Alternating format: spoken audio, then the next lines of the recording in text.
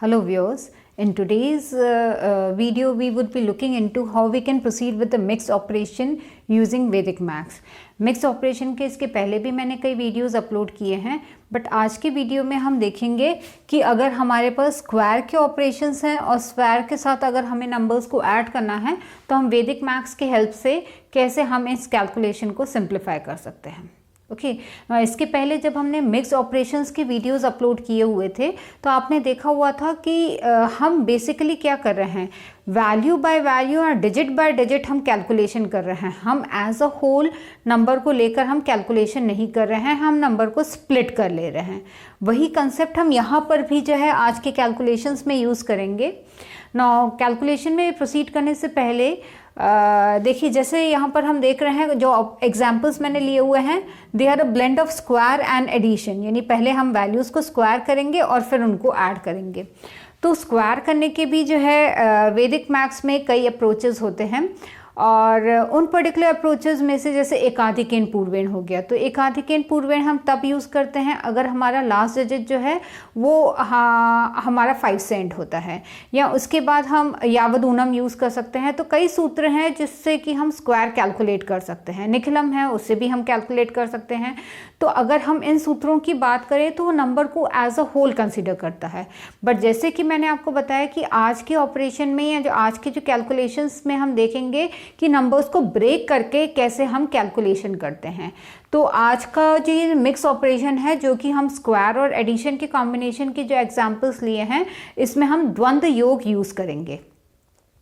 आज का वीडियो देखने से पहले मैं अपने व्यूअर्स को रिक्वेस्ट करूंगी कि द्वंद्व योग या डुप्लेक्स मेथड के जो स्क्वायर के मेरा वीडियो है उसको आप देख लीजिए। मैं ये भी कर रही हूँ कि जो द्वंद्व योग मेथड है जिससे कि हम स्क्वायर कैलकुलेट करते हैं, जिसको कि डुप्लेक्स मेथड भी कहा जाता है, वो मैं डिस्क्रिप्शन बॉक्स में शेयर कर दूं ताकि पहले आप वो देख लीजिए और उसके बाद आप अपने कैलकुलेशन को अगर आप करेंगे तो वो ज़्यादा सिंपलर होगा। ठीक है, तो कैलकुलेशन स्टार्ट करने से पहले मैं डुप्लेक्स के जो है फॉर्मूला बता दे रही हूँ। अगर हमें कोई भी 2 डिजिट नंबर है, सपोज 34, इसका अगर हमें स्क्वायर निकालना है यूजिंग अ डुप्लेक्स मेथड, तो हम पहले क्या करेंगे, duplex of 3, duplex of 34 and duplex of 4। अगर हमारा सिंगल डिजिट होता है तो सिंगल डिजिट का डुप्लेक्स क्या होता है, स्क्वायर ऑफ दैट नंबर, तो ये हो जाएगा 3 स्क्वायर। 2 डिजिट का अगर होता है तो हम 2 टाइम्स 3 इंटू 4 कर देंगे, और अगर 4 का होता है तो सिंपल 4 स्क्वायर हो जाएगा। तो ये हो जाएगा 9, 24, 16। अब हमने बेसिक कैलकुलेशन कर लिए। अब हमें ये इंश्योर करना है कि हर पोर्शन में हमारा सिंगल डिजिट हो। सिंगल डिजिट हो तो यहाँ हो जाएगा 6, ये यहाँ पर +1 हो गया तो ये हो जाएगा 25, और 2 यहाँ पर चला जाएगा तो ये आ जाएगा 11।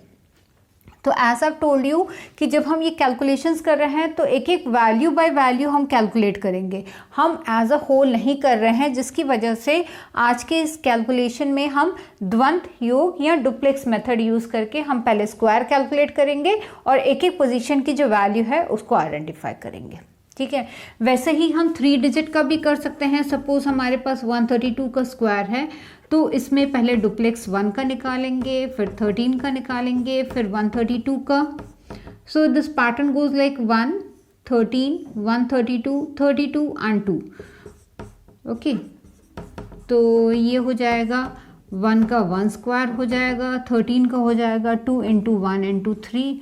132 के लिए हम 3 का स्क्वायर कर लेंगे प्लस 2 टाइम्स 1 इंटू 2, फिर ये 2 डिजिट है तो इसका हम 2 टाइम्स कर लेंगे, और फिर सिंगल डिजिट है तो इसका हम स्क्वायर कर लेंगे। एक बार अगर हमने पूरे वैल्यूज़ कैलकुलेट किए, स्लैश लगा के हर एक वैल्यू को लिख देंगे, और जहाँ पर भी starting from the right hand side जो भी हमारा ओवरफ्लो होगा उसको हम आइडेंटिफाई करेंगे, और उसके बाद हम अपने वैल्यूज़ को सब्स्टिट्यूट करते जाएंगे टूवर्ड्स द लेफ्ट साइड। तो ये बेसिक अप्रोच हो गया कि कैसे हम द्वंद्व योग मेथड या डुप्लेक्स मेथड से हम कैलकुलेशन कर सकते हैं। तो हम आज के प्रॉब्लम्स ले लेंगे।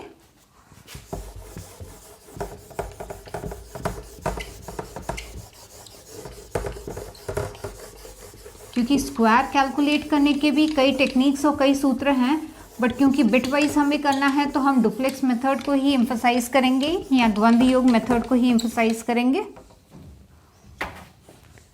सबसे पहला हम एग्जाम्पल ले लेते हैं 42 स्क्वायर प्लस 13 स्क्वायर। ठीक है, अब हमारे पास पॉसिबिलिटी है कि हम लेफ़्ट टू राइट भी कर सकते हैं या राइट टू लेफ़्ट भी कर सकते हैं। ओके,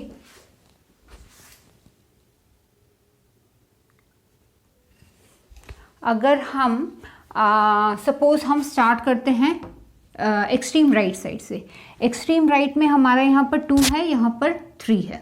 ओके, तो हम सबसे पहले कैलकुलेट करेंगे। देखिए सिंगल डिजिट है, सिंगल डिजिट का डुप्लेक्स क्या होता है, स्क्वायर ऑफ द वैल्यू। तो सबसे पहले हम निकालेंगे 2 स्क्वायर एंड 3 स्क्वायर। 2 स्क्वायर कितना हो जाएगा 4, 3 स्क्वायर हो जाएगा 9। तो फर्स्ट वैल्यू हमारी राइट साइड की आ गई 13। अब हम सेकेंड पोर्शन पर आ जाएंगे। सेकेंड में दोनों वैल्यूज़ को एज अ होल लेना है। तो फर्स्ट हो जाएगा 2 into 4 into 2 plus 2 into 1 into 3।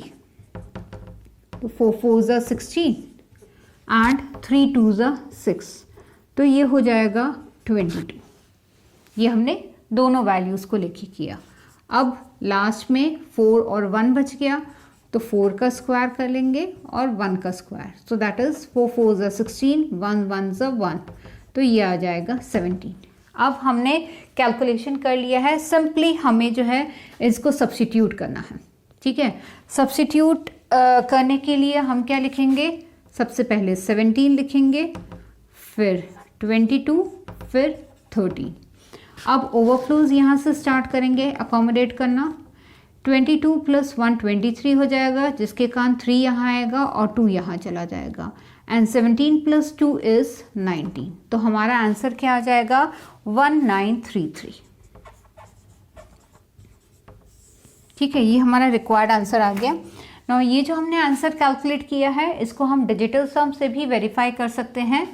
जैसे डिजिटल सम 42 का क्या हो जाएगा 6, 6 का स्क्वायर क्या हो जाएगा 36, प्लस 13 का डिजिटल सम होगा 1 प्लस 3 दैट इज़ 4, 4 का स्क्वायर क्या आ जाएगा 16। तो यहाँ हमारा हो गया 36, यहाँ हो गया 16। तो ये हो जाएगा 52। 52 का डिजिटल सम होगा 5 प्लस 2 दैट इज़ 7। हमने क्वेश्चन का डिजिटल सम निकाल लिया। अब यहाँ पर हमारा आंसर 1933 है। कास्टिंग ऑफ 9 का रूल यूज़ करेंगे, हमारा 9 कैंसिल हो जाएगा। 3 प्लस 3 इज 6, 6 प्लस 1 इज 7। तो हम डिजिटल रूट या डिजिटल सम के कंसेप्ट से हम आंसर को हमने वेरीफाई किया, जिससे हमें कंफर्म हुआ कि ठीक है हमने जो कैलकुलेट किया है दैट इज़ राइट। तो ये हमने फर्स्ट प्रॉब्लम किया। और देखिए बहुत सिंपल है, हमें बहुत एलाबोरेट मल्टीप्लिकेशन की ज़रूरत नहीं है, क्योंकि अगर आप ट्रेडिशनल मेथड से 42 का स्क्वायर निकालें तो ऑब्वियसली लेंदी हो जाएगा और उसके बाद बहुत लेंदी हमें वैल्यूज़ को ऐड करना पड़ेगा। उससे बेटर है हम नंबर को स्प्लिट कर लें और उसके बाद हम कैलकुलेशन करें।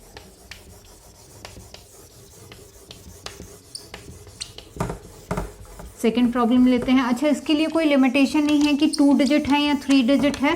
अगर आप अभी लर्निंग फेज़ में हैं, आप स्टार्ट करिए 2 डिजिट के प्रोसेसेस और वैल्यूज़ के साथ। उसके बाद आप 3 डिजिट की वैल्यूज़ पर भी आप इजीली एक्सपेरिमेंट कर सकते हैं। आपको सिर्फ इसके लिए पता होना चाहिए कि डुप्लेक्स मेथड कैसे इम्प्लीमेंट होगा। सेकेंड एग्जाम्पल पर आ जा रहे हैं। 34 स्क्वायर प्लस 65 स्क्वायर। अब इसमें हम लेफ़्ट टू राइट प्रोसीड कर लेते हैं। लेफ़्ट में हमारा वैल्यू क्या है 3, तो हम पहले 3 का स्क्वायर, यहाँ पर 6 का स्क्वायर। तो ये हो जाएगा 9 प्लस 36, ये हो गया 45। अब सेकेंड में दोनों को एक साथ कंसीडर करेंगे। सो 2 into 3 into 4 plus 2 into 6 into 5। तो हो जाएगा 6 4 ज़ा 24, 10 6 ज़ा 60। तो बीच वाला वैल्यू आ गया हमारा 84। अब लास्ट में हमारा क्या टर्म है, यहाँ 4 है, यहाँ 5 है। तो हम कर देंगे 4 स्क्वायर प्लस 5 स्क्वायर। 4 स्क्वायर हो जाएगा 16, 5 स्क्वायर हो जाएगा 25। तो दिस विल बी 41। अब हम तीनों वैल्यूज़ को लिख लें उसी सीक्वेंस में, क्योंकि हमने लेफ़्ट टू राइट प्रोसीड किया है कैलकुलेशन। तो ये हो जाएगा 45 84 एंड 41। अब हम वैल्यूज़ को अकोमोडेट कर लें। दिस इज़ 1, ये हो जाएगा हमारा 88, 8 यहाँ पर ले आएंगे, ये हो जाएगा 53। तो आंसर हो गया 5381।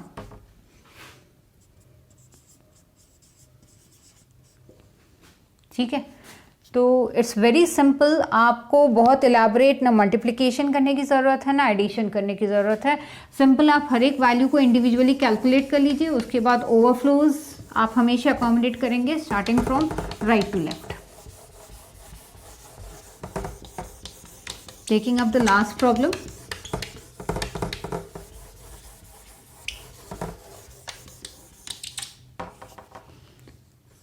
(91 square plus 37 square) right to left कर लेते हैं।